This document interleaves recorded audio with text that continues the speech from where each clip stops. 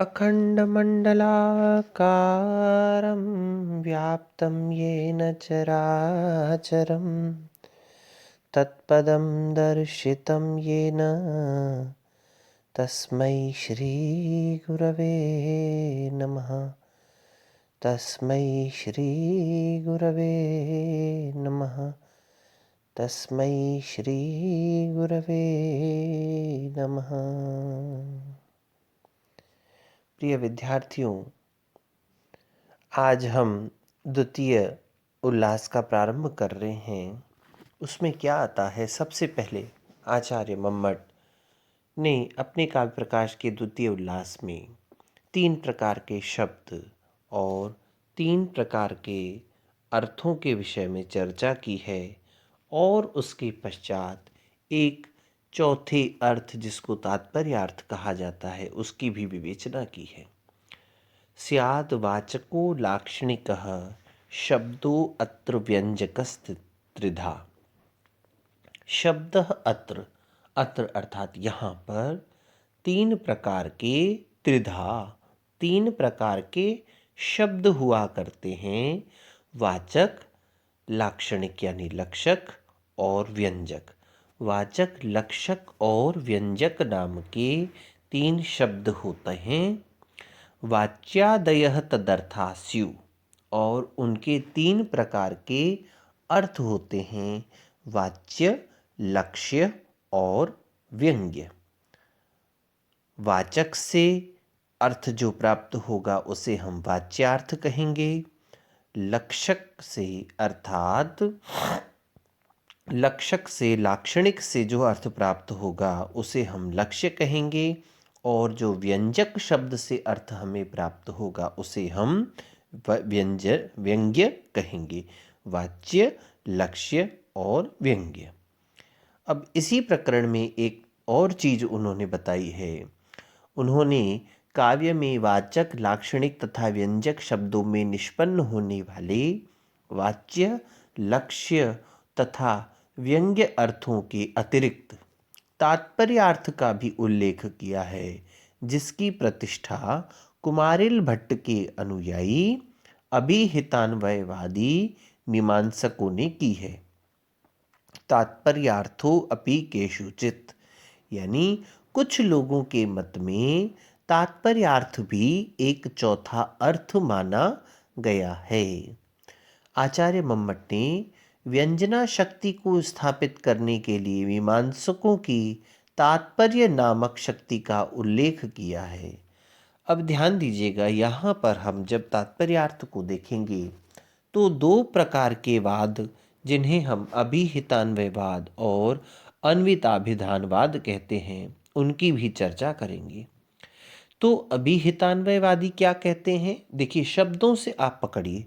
अभिहित अन्वय यानी अभिधा के द्वारा कहे हुए शब्दों का अन्वय हो जाए।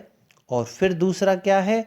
अन्विताभिधानवाद, यानी अन्वित अर्थ सीधे प्रकट हो। अब इस बात को शास्त्र दृष्टि से समझने से पहले हम एक साधारण सी दृष्टि से बोलचाल की भाषा में हम समझने का प्रयास करते हैं। अभिहितान्वयवादी का क्या मतलब है?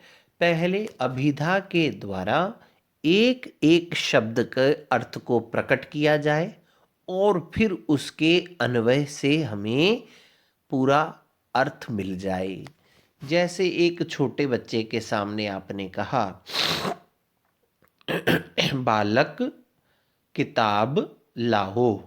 पहले बालक ने समझा कि मुझे बुलाया जा रहा है, फिर उसने समझा किताब क्या होती है, और लाओ क्या समझा?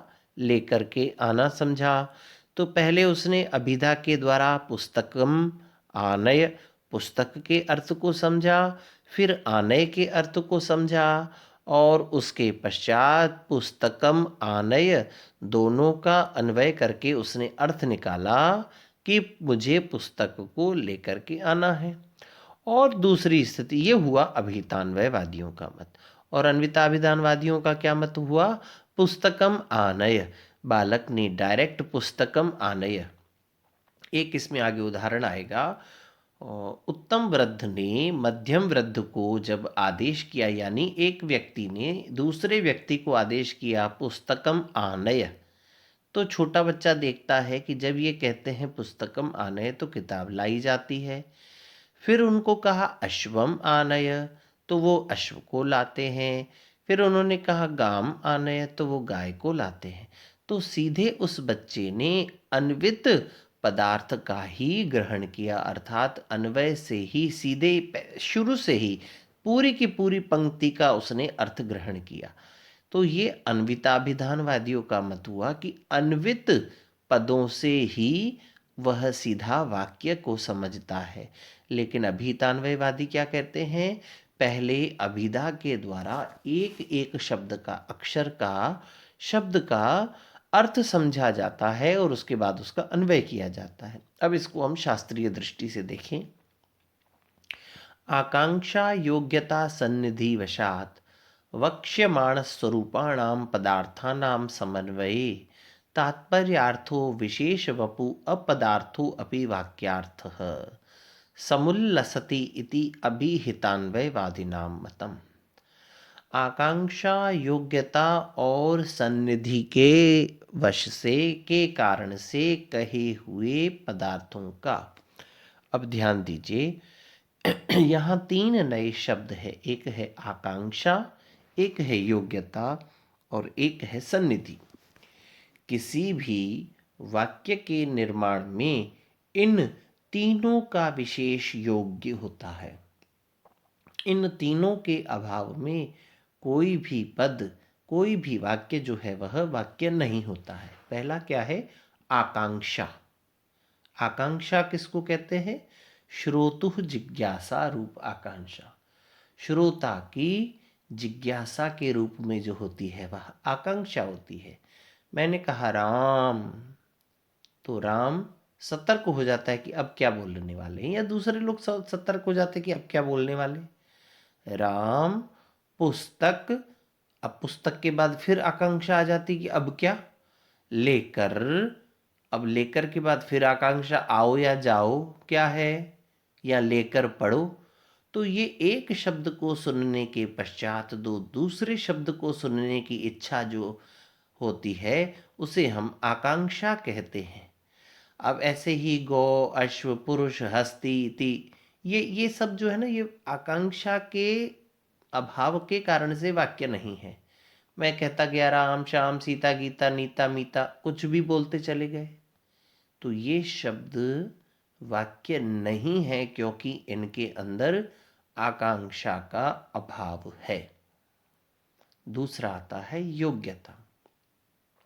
योग्यता क्या है कि आपका वाक्य आकांक्षा से युक्त होते हुए, सही होते हुए, व्याकरण की दृष्टि से भी शुद्ध होते हुए, अगर उस वाक्य में उस कार्य को करने की योग्यता नहीं है, क्षमता नहीं है, तो वह वाक्य वाक्य नहीं कहलाएगा। जैसे मैंने किसी बच्चे को कहा अग्निना सिंचेत, जाओ आग से इस पेड़ को सींच दो। दूसरे को कहा जल से इस पेड़ को सींच दो। तो जल में तो सेंचन की, सींचने की योग्यता होती है, लेकिन आग में पौधे को सींचने की योग्यता नहीं होती है। इसीलिए यह वाक्य वाक्य नहीं होता, क्योंकि इसमें योग्यता का अभाव है। मान लीजिए अब किसी के घर में मेहमान आ गए। अब मेहमान तो आ गए और कहा गया कि भाई आप चाय बनाओ। अब किसी ने देखा कि चाय के लिए दूध की आवश्यकता है और दूध घर में नहीं है। तो उसने कहा भाई दूध नहीं है, तो किसी ने कहा कि जाओ दाल पड़ी हुई है उससे चाय बना दो। एक वाक्य होता दूध रखा हुआ है फ्रिज में, उससे चाय बना दो, और एक है कि दूध नहीं है तो डिब्बे में दाल रखी है उससे चाय बना दो। तो पहला और दूसरा वाक्य दोनों ही वाक्य हैं, लेकिन द्वितीय वाक्य में दाल से चाय बनाने की योग्यता नहीं होने के कारण से, उसमें योग्यता के अभाव के कारण से वह वाक्य वाक्य नहीं है। वाक्य शुद्ध होते हुए, अन्वित होते हुए, बिल्कुल सही सही होते हुए भी उसके अंदर योग्यता होनी चाहिए। फिर क्या कहा? सन्निधि। आपके वाक्य के शब्दों की सन्निधि होनी चाहिए। एक वाक्य में अगर 10 शब्द हैं कि 5 हैं कि 2 हैं कि 4 हैं, जितने भी शब्द हैं उनकी सन्निधि, निकटता बनी हुई होनी चाहिए। मैंने सुबह कहा राम, दिन में कहा पुस्तक, और शाम को कहा पढ़ता, और रात को कहा है।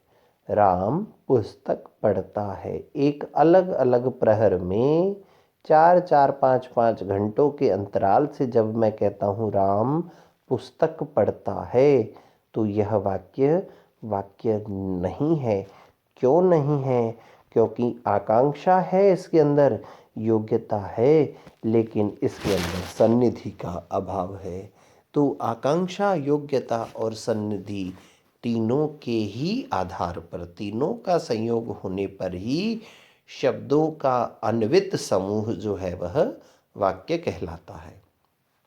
तो आकांक्षा, योग्यता और सन्निधि के वशात वक्ष्यमाण स्वरूपाणाम पदार्थानाम, कहे हुए पदार्थों के समन्वय में तात्पर्यार्थ नाम का विशेष शरीर वाला पदार्थों अपि, अपदार्थ भी वाक्यार्थ होता है, ऐसा अभिहितान्वयवादियों का मत है। अब इसके विषय में हम विस्तृत चर्चा जो है वो कल की कक्षा में करेंगे। तब तक के लिए